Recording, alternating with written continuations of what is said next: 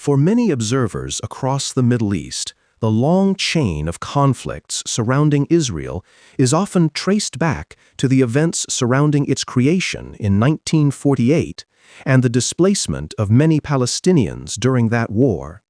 To supporters of the Palestinian cause, this moment represented the beginning of a deep injustice that reshaped the region. To Israelis, however, the creation of their state was the realization of a long-sought homeland after centuries of persecution. From these competing narratives, decades of hostility, alliances, and rivalries would grow. Yet not every country in the Middle East initially viewed Israel as an enemy. One of the most surprising early partners of Israel was Iran. Before 1979, Iran was ruled by a monarch known as the Shah. Under his government, Iran pursued modernization and maintained relatively quiet diplomatic and economic relations with Israel. The two countries cooperated in areas such as intelligence sharing, trade, and energy.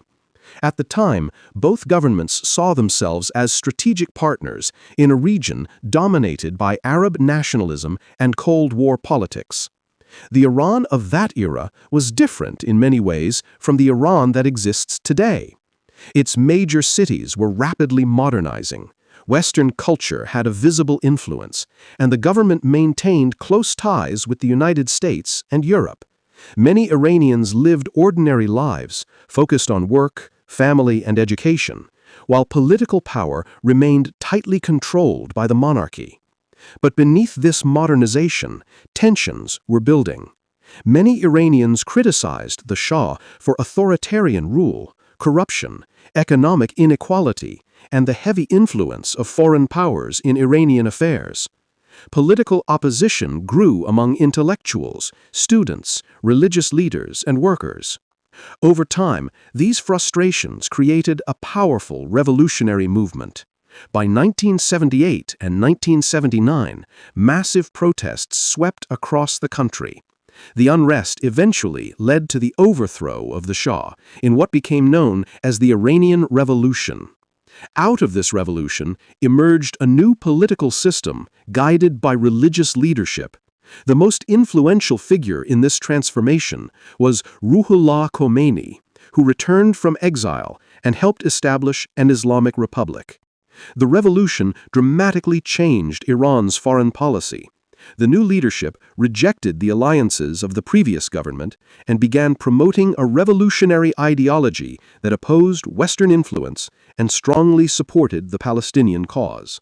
As part of this shift, Iran severed its relationship with Israel, which it now described as an occupying power in Palestinian lands.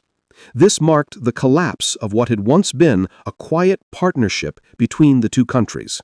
In the decades that followed, Iran sought ways to challenge Israel without directly engaging in a full-scale war. One strategy was to support armed groups that opposed Israel in neighboring regions. One of the earliest and most powerful of these groups emerged in Lebanon during the 1980s.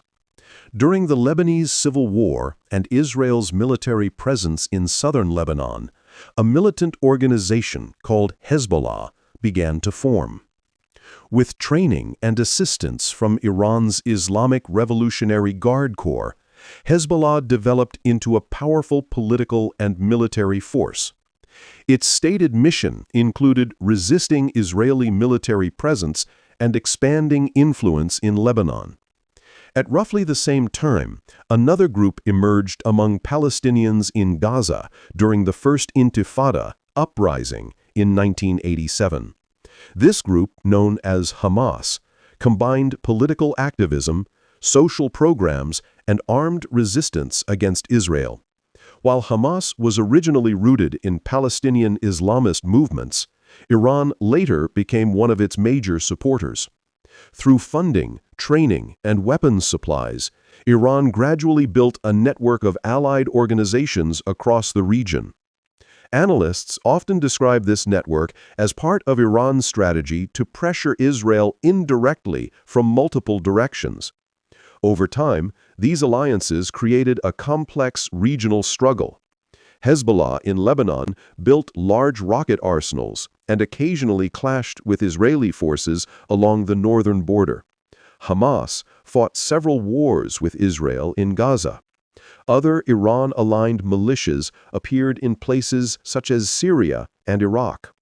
This pattern is sometimes described as a proxy conflict, where rival powers compete through allied groups rather than through direct confrontation. But in recent years, the tension between Iran and Israel has increasingly moved beyond proxies. The two countries have reportedly engaged in covert cyber attacks, targeted assassinations, and strikes on military facilities linked to each other's interests in the region.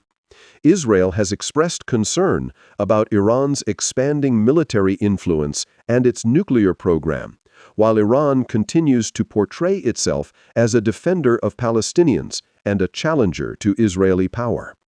Today, the relationship between Israel and Iran stands as one of the most dangerous rivalries in the Middle East.